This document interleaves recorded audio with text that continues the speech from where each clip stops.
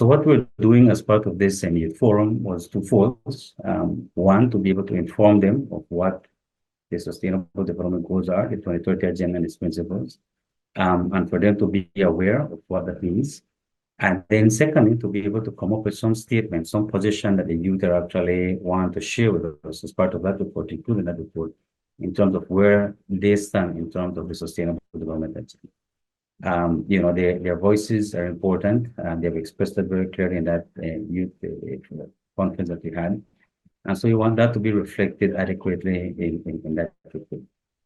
Very importantly, before we even went to this conference, one of the things that we did is that we visited 12, or we built capacity of at least 12 young people across the country, for them to be able to then inform and educate and build awareness of the 2030 agenda on the respective communities from PG down to Corozal of North. And so then they themselves began to make that movement. And so if you were here on Saturday, you have seen that we had a significant participation. We actually were filled to capacity.